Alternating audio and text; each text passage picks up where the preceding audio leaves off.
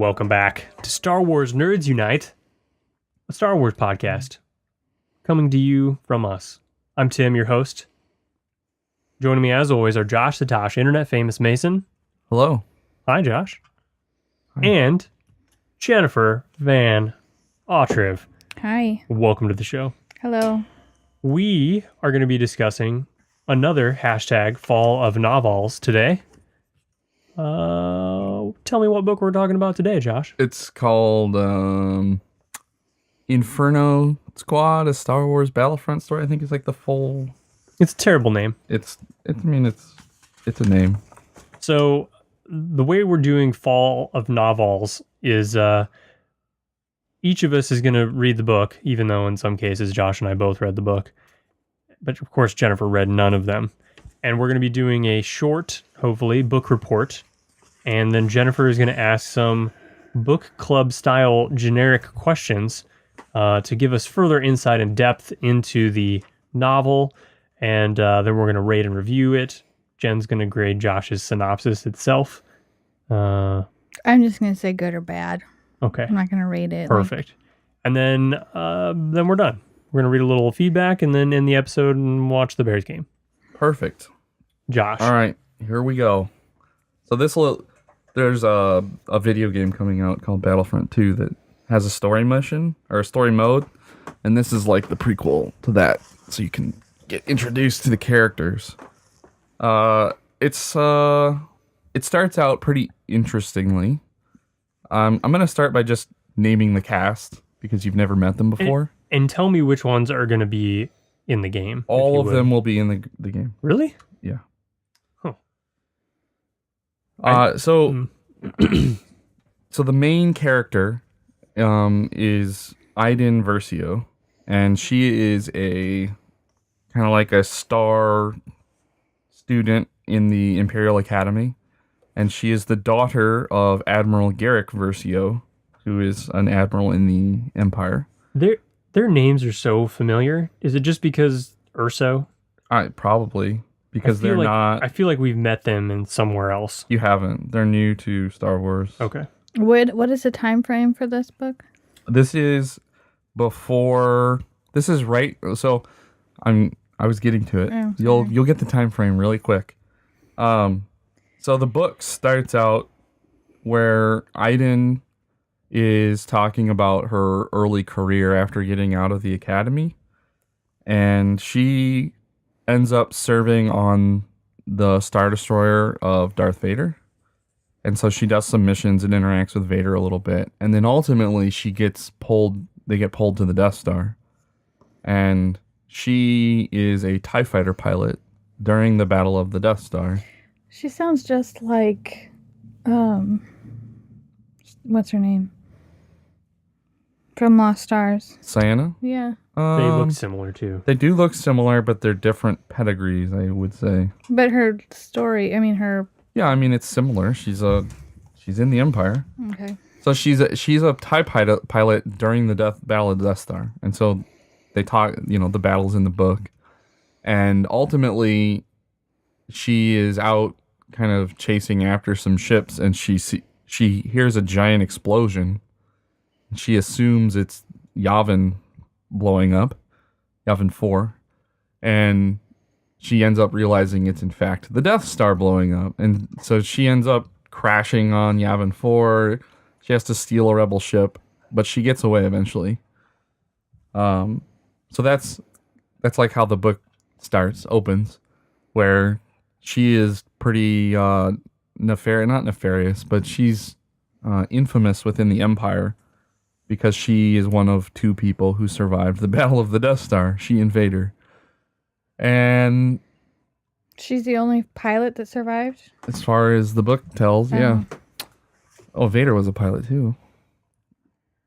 But anyways, she's recovering, and she gets called into her dad's office, and her dad's like, this is bad. We need like a special team that can take care of special projects to figure out the rebels. The normal method, like, they're too small, they're too spread out. We need to do special things.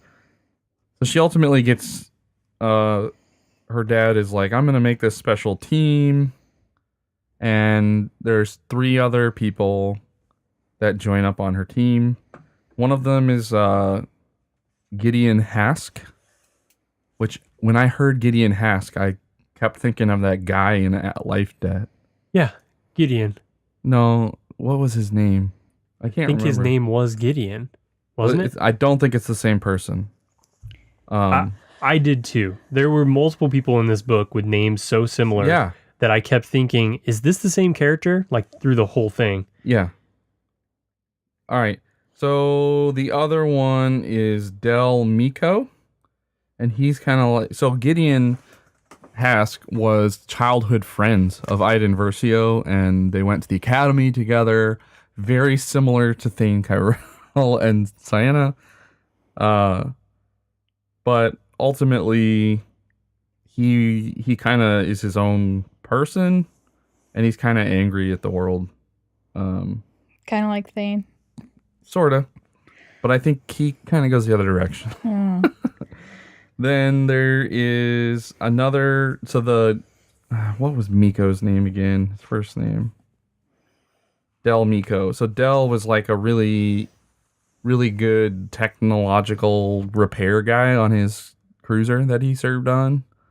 And so he's kind of like the MacGyver of the squad. And then there's the 4th person, and I cannot remember her name for the life of me. I've been looking online and I can't find it. But I'll eventually find her name. And so they start off on little piddly missions. Like if you've ever played a video game, like their first mission is like sneak into a party and steal the jewels. They're just trying to steal some intel. And there's all this like, team building stuff going on where Admiral Versio, he's like, I don't know which one of you is going to be the leader, so you all need to submit plans and mission plans, and whoever does the best will be the leader. And ultimately, Iden gets made the leader, and they get this other mission where they're going to try and infiltrate a rebel cell called the Dreamers, who are supposedly some of the remnants of Saw Gerrera's forces. Yeah. So they have to come up with these elaborate schemes to try and join this cell naturally. Because if they all just, sort of rolled in together, it would be suspicious. So 2 of the Miko and Hask, they act like they're brothers, and they act like they're like smugglers, and they end up convincing through a chain of pirates that they want to join the Dreamers because the Empire has wronged them. Iden Versio ends up becoming a pariah of the Empire. So she very publicly kind of betrays the Empire and denounces them. Yeah. Like as part of her undercover thing. Like she's trying to be a double agent. She's so famous because she survived the Death Star. Yeah. She knows she can't sneak into the Dreamers. Her persona is too well known. So they take the opposite tact of, I'm just going to convince everyone that I hate the Empire. And I'm super angry because of Alderaan and... because of the Death Star, and she sees the pain it caused. And so she publicly... And so she meets a person in a bar, and she's like, I'm thinking of leaving the Empire. And she gets turned in and... arrested. Becomes a big deal. And she ends up being, instead of murdered, instead of being killed for treason, she ends up getting punished by going to a work camp on her home planet that her family runs. And of course, the person who is currently running the planet is sympathetic, and the whole plot was, we're going to have her get saved by the Dreamers. And so a Dreamer person comes and steals her from her planet. And so that's how she gets to the Dreamers. And then the 4th person, who will remain unnamed until I can find their name, she acts like a slave on a planet that the Dreamers are well known for attacking. Like, it's an Imperial planet, and they come and they disrupt the Empire and stuff. So she acts like a slave, and one of the times the Dreamers come, she convinces them that she wants to join them because she's a slave. And one of the leaders of the Dreamers is an ex-slave, so she's very sympathetic. And they even scar her. Yeah, like she gets physically deformed to make it look like she's actually a slave. Do you remember her name? No, I don't remember anybody's names. She's super young, but I can't remember her name. So they ultimately join the Dreamers, and they still kind of remain separate. They don't act like they know each other. And they meet all these people in the Dreamers, and they start to form friendships and bonds, but then they start doing missions for the Dreamers. And there's a particular mission where they're trying to like send a message, and they end up, it goes wrong, and a couple of the Dreamers get killed, and stuff starts to go sour. And there's these two leaders. There's the founder, and then there's like the other guy who's in charge of the Dreamers, and they have different viewpoints. They both are against the Empire, but the founder is very like, we shouldn't do bad things, but he acknowledges the Empire needs to end, so there needs to be some violence. And the other guy is just like, let's just go murder children. Is the other guy Saw Gerrera? No, it's, but I mean, he's as nefarious as Saw. So there's another mission where the young girl and this boy who she has started to kind of fall for, they need to go to an Imperial Academy, and they're going to blow, their mission is to kill an admiral, but kind of like the side mission is if we kill a few hundred Imperial Academy students, who cares? And ultimately, the girl tries to foil the plan to not kill the students, but the kid is like, oh, the mission isn't going to succeed. So he goes in and suicides to blow everything up, and she ends up dying. So it's a good thing I don't remember her name, because she ends up just dying anyways. So now the Inferno Squad people are down to 3 people. And they're very upset. Yeah, because she was so young and had so much promise. Ultimately, they end up deciding they're just going to take down this cell. And The Dreamer cell? yeah, and they do. They kill them all. There's other little subplots, but ultimately that's what it comes down to. The 3 of them... Like, how long were they infiltrate? Like, how long were they living with A few him? months. Like, a long time. Wow. And I thought they you were going to say they decided to switch sides, and, like, then No. they started forming. I kind of thought that's where it was heading, but no. But it sows the seeds for that, right? Because Iden gets... She's really impacted by this girl dying, and she really doesn't think Hask is doing the right thing, because Hask is all like, let's just kill him. Let's go. Let's kill him. Do you want to kill him yet? Let's kill him. And Iden's like, no, we're trying to get intel on how they're getting their intel. Right. Just killing the cell won't help us. We're trying to get the source. Larger, yeah. And so ultimately they find out the founder's like an old senator, and it's not that important. But it reveals the character of the team. So Iden and Miko are both, they want to do the job, but they don't want to hurt people. And Hask is very let's just kill people. Let's go. Let's get this over with. And so they survive, and that's the 3. They're in Inferno Squad, and that's the end of the book. So they didn't get much intel? I mean, they figured out who the intel was, and then they killed him. Oh. So their mission was successful, other than the girl dying. Oh. So that should set up the relationships for the story. So the game starts out a little before Return of the Jedi, and it goes from that point until a little before The Force Awakens. And so at this point, there's the 3 members of Inferno Squad: Miko, Hask, and You mean A New Hope? It starts in A New Hope. No, it starts before Return of the Jedi. Oh, well, yes, technically, but it starts right before it. No, because it starts with the Death Star. The book starts after the Death Star blows up. Yeah. The game starts before the Death Star. Oh, too. the game, okay. Yeah. Okay.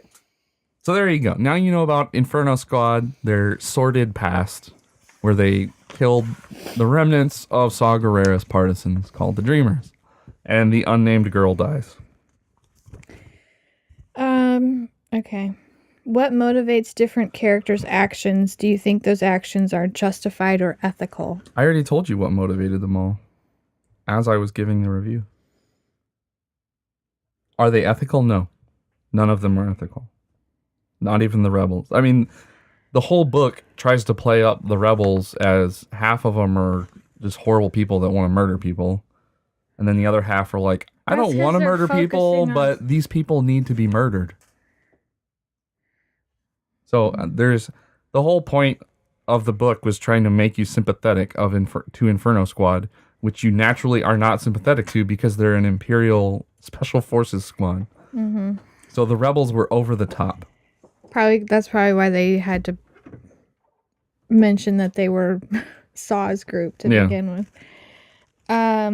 Well, do any of the characters grow or change during All the of course? them change. All of the Inferno Squad change. In what way? Well, I already explained it. The Hask is his negative traits come out to the top, and Aiden and Miko they start to question the Empire and their methods, but they ultimately think there needs to be order.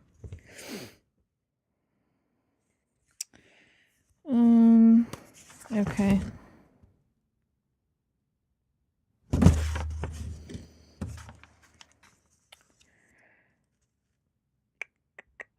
Is the plot well developed? Is it believable? Yeah, it's believable. Oh, so the other thing, for those of you who watch the Clone Wars, the mentor is Lux Bonteri. Who's the mentor? The guy, one of the two Guardian? leaders that's more passive, and Oh.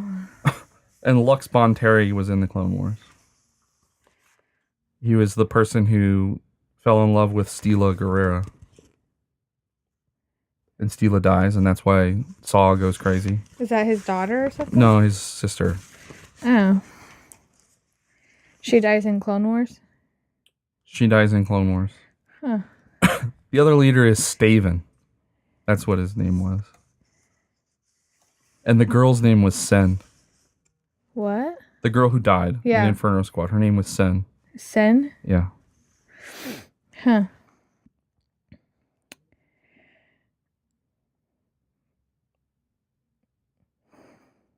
Okay. I don't know where Tim went. I don't know either. So we can... How many lightsabers would you give it? Do you like I thought, this? I mean, it was very... a 7. I mean, it was okay. It wasn't fantastic, but it was a quick listen. I didn't read it. It was a quick listen. So you like it a lot better than Aftermath? Yeah. Like that trilogy? Just because it's one story that you follow from beginning to end, whereas Aftermath jumps around. I don't think the stuff that happens is any more interesting, but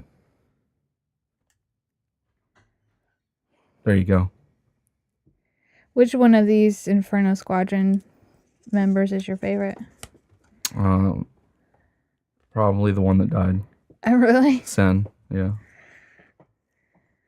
She was very, she reminds me way more of Sienna when she was still younger. Oh. She was sweeter. Yeah. She wanted to help everybody, and She fell in love with a boy. no, And then she... a much younger boy, yeah. right? She was like 24 or 23 Yeah. or like She was older than she looked by a lot. but he was like 18 or 17, but Yeah. was big and burly. but he was an alien too. Yes. Yeah, Well, I mean, he was humanoid, but but he had some weirdness on his head or something. Huh. Yeah.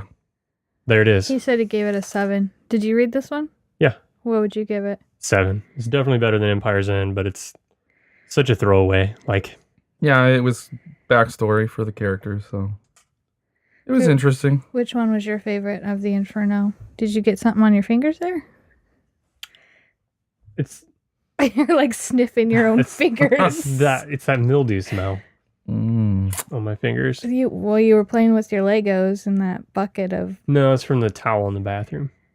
Okay. In the kids' bathroom. By the way, their towel needs refreshed. All right. Which member is your favorite of the Inferno Squadron? Yeah, mine was what's her name too, Sin. And she's dead. She gone. So the one who was like, who denounced the Empire and everything to get in, she never, I mean, even after that, she got a bunch of backlash and everything. She didn't start switching sides at all? Like... No, I mean... No, she was honestly pretty loyal through the whole thing. Yeah. Huh. I mean, I kept expecting her to sort of start to turn that way, but I guess when she had interactions with the ex-senator, you could tell that she was... breaking down a little, but not very much. She was beginning to sow the seeds of questioning the Empire. Right, but she hadn't actually started to question them yet. Oh. And she knew that she would be influenced by living with them forever. So she wasn't. So this rebel group is definitely a lot different than if they were with the Ghost crew. Yeah, I mean, they were something like they were very they were doing bad stuff. Yeah.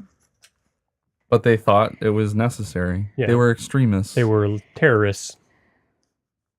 More so than the regular rebellion. Right. There we have it. So we'll read a couple emails. Inferno Squad. The first one's from Randall. Hey, nerd leaders. First of all, fun fact. Did you know that that father in German is Vater? I did know Vader, that because... being a variation of it. And Darth is a variation of Dark. Yana's been... watching the Star Wars movies with us since she's been here, and she had seen some of the famous scenes, and she knew about the basic plot lines a little bit. But when she watched Empire, when she watched Empire, I was like, so were you surprised? And she was like, no. She was like, because that's what it means. That means Dark Father. Yeah. So I was like, oh, yeah, that ruins it for all Germans then, doesn't it? I talked to her before that, and she was like, I don't understand how anyone didn't expect it because of his name. Because Americans are kind of stupid and lazy, and we don't look things up in other languges. Well, until after the fact. It was just made up. Like, it's a fantasy. So how, I mean... But it's... almost all stories are rooted in other previously told stories. They're all just ripping off other stories and retelling it and changing a few things. Mm-hmm. And most authors will use specific things for inspiration, because how do you just come up with names, right? It's hard to just divine a name. So a lot of times they'll pick a foreign language and they'll pick out names. Like, have you ever seen Dragon Ball Z? No. I know what it is, but I've seen commercials. So all of the main characters, their names are vegetables. Like VeggieTales? Sorta. Like Vegeta. The main character is Kakarot, which is carrot. And Vegeta is vegetable. So like that type of stuff happens because you have to come up with names, but it's hard to do. And that's why we get every planet name sounding the same. Right. And all the character names sounding the same. Yeah. So they find inspiration in places. And a lot of, they put that stuff in there intentionally for people who are more refined. More people like Josh. Well, I mean, it is in her German language. If the name of the movie was literally Dark Father, I think we would be Right, but we're not. None of us know German. I know. I'm just saying. It wasn't made for people in Germany. It was made for people in the U.S. All right, continuing on. Next, please tell Yana that the death of the beloved K2SO was worse than the Death Star. He agrees. Yeah. He also needs to ask, what is the pilot? And the name or the title of his email was, is this the pilot? Yes, that is the pilot, Randall. It was just an analogy that I used for subject lines because I hate subject lines because of the method that I transpose the emails into Evernote. It does not copy the subject line properly. So I don't like them. Which would you rather be? A smuggler, bounty hunter, Mandalorian, clone trooper, TIE fighter pilot, first order trooper, or just a normal civilian? When you give so many options, like that's a bad question. Say him again. What do you want to be when you grow up in Star Wars? No. Period. No, just say him again. It's everything in Star Wars. No, it's not. No, just say him. A smuggler, bounty hunter, Mandalorian, clone trooper, TIE fighter pilot, first order trooper, or just a normal civilian? Ugh. I think being a smuggler would stress me out. It's right there. Being a bounty hunter, I would die. I wouldn't kill anybody. That knocks out all of them except for smuggler or normal civilian. I wouldn't want to be almost any of those. I don't want to be a clone trooper. I don't want to be a first order trooper. I'd be scared to death to be a TIE fighter pilot. Because there's no shield. And yes, even if there was, I'd be scared to death. I don't break the law. I would be a normal civilian. But yeah, I wouldn't want to be a smuggler. So you're stuck. I don't want to be a Mandalorian. You're a normal civilian with me. Yeah, probably. Or, yeah, probably. Tim? Yeah, I'm a normal civilian. I mean, We're all those lame. are my options. Because, I mean, he's listing like all of the bad people. Do you want to go murder people or do you want to be a normal person? Ow. Those are your two choices. Why was Jar Jar Binks exiled from the Gungan bubble? I don't know that it ever explicitly states that in the Phantom Menace, but It was because he was mooey clumsy. yeah, I assume he tripped and broke something important. I mean, he literally says he was mooey clumsy Right. in episode 1. There you go. When will you be inducting more Nerd Squadron members? I have no idea. That's not a question for me. It's a question for Jen. Maybe when she's at home, just taking care of the baby, she can spend some time on it. What episode number are we on? Like 130? We're close to it. 127, 28, 29, something around that. How does the Jedi system work? Like, from Padawan to Knights? Or do Jedi Knights choose Padawans? I'm pretty sure, like, Yoda and the Council assign Padawans to Knights. It's not very often that Knights get to choose their Padawan, I don't think. Where have we seen the interaction? We've seen Kanan. Yeah, Kanan and got... Deepa B'Elaba. He got to pick Deepa B'Elaba, though, sort of, right? No, they assigned. She picked him. Yeah. It was kind of assigned. And then we've seen Obi-Wan had no choice with Anakin, really. Right. Well, and because he promised Qui-Gon. Anakin had no choice with Ahsoka. That was he just sort of got assigned Ahsoka. So I mean, I think the standard operating procedure is they get assigned, and the council kind of decides. They know the kids, and they're like, yeah, you need to learn about how to be calm, and they probably match you both up based on your own strengths and weaknesses and how they can help each other. They probably use Strengths Finder. And 2.0. Yeah. Anyway, hope Jen and the baby are doing okay. Thanks. As well as the rest of you scum. He didn't say scum. Thanks for reading email. Until next time, Randall out. Hashtag Autumn of Novels. That's not a real hashtag. He's the second one that did that. Hashtag headcanon. Hashtag SWNU for the win. Hashtag many questions. This is an aside. Hashtag headcanon. What if Snoke is one of the small Padawans that Anakin kills during Order 66? He's not. How do we know that? He's not. What if he's the one that was Lucas's son? He's not. He was in the unknown regions. We don't know that. We do. What if he's Ray Sloan? He's not. Joe Turpin. Hello, Tim, Josh, and Jen. I found your podcast on Spotify about 2 months ago, and I listen to you guys while I'm at work, 2 or 3 at a time. I love this podcast. I'm only on episode 43 right now, and it's great. I love your chemistry, and it's great that Jen was such a noob in the beginning, but has become less of a noob.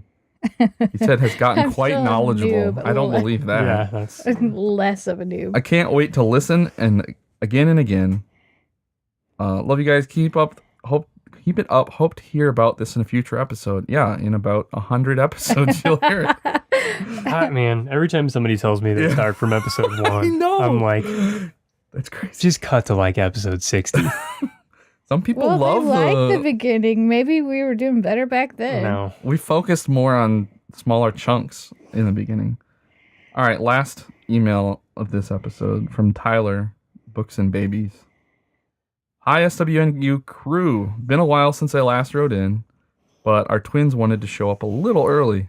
Their due date was right around Jen's, and they were born September 6th. Oh my gosh. That is very early. That's very early. We named them Rory Edward and Theodore Bauer. I like Theodore. I don't like Bauer. Luckily, you can name him. You can call him Teddy Bear. Okay. Luckily, we live near a great hospital with a great NICU, and the boys are doing well. I hope your baby and Jen stay happy and healthy for the full term. Thank you. We have a NICU right by us as well. Yeah. You work there, not in the NICU. Yeah, I work at the hospital where there is a children's hospital with a NICU, so we're very lucky. There's a lot of intrigue in the area because one of the big healthcare providers dropped your hospital system.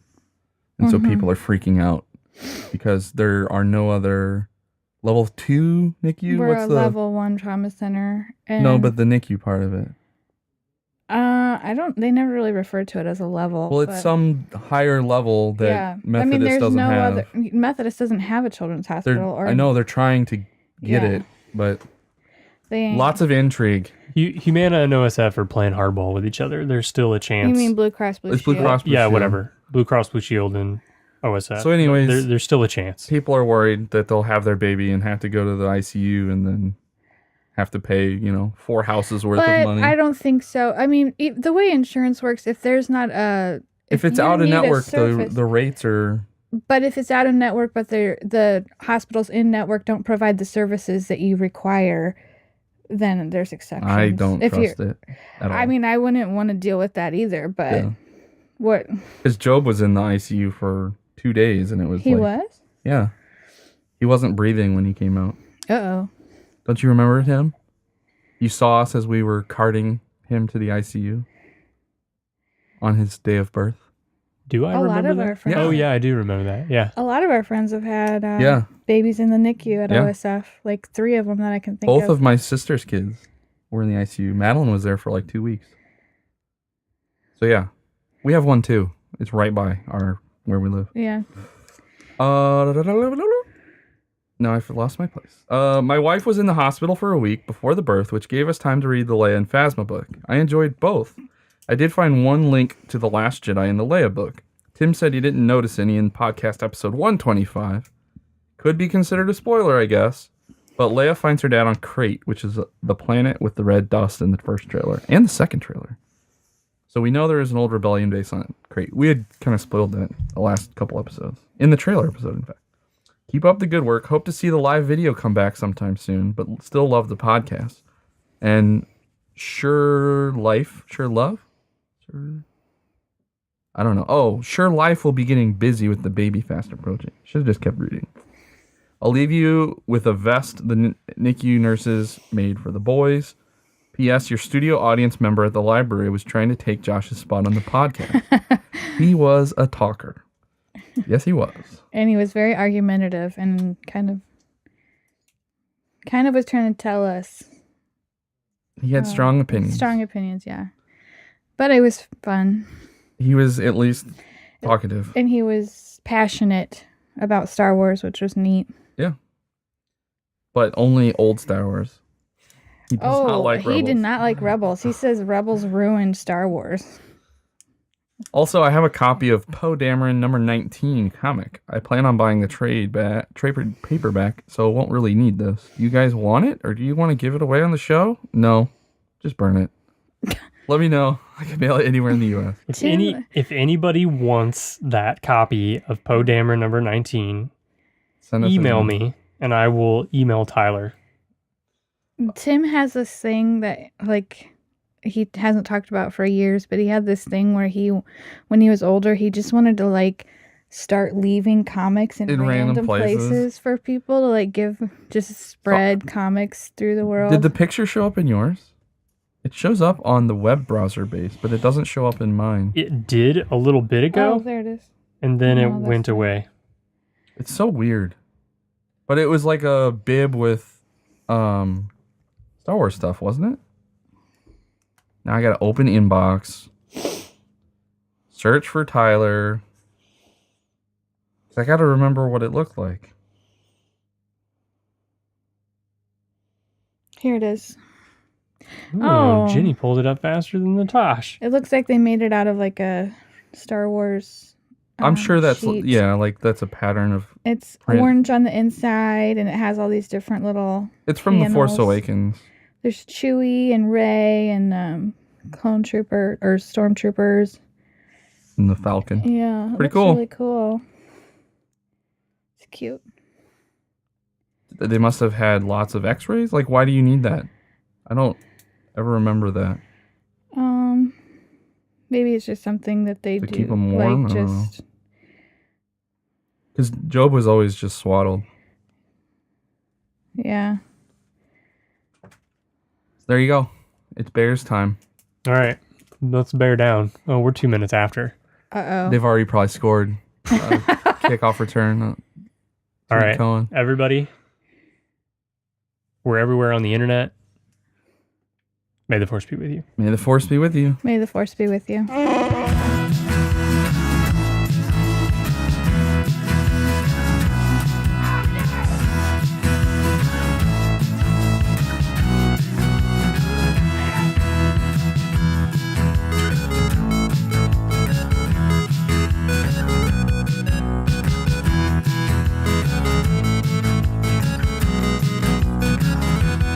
Did you hear that? We're doomed. This podcast is a part of the BenView Network. You can find this and other podcasts like it at BenViewNetwork.com.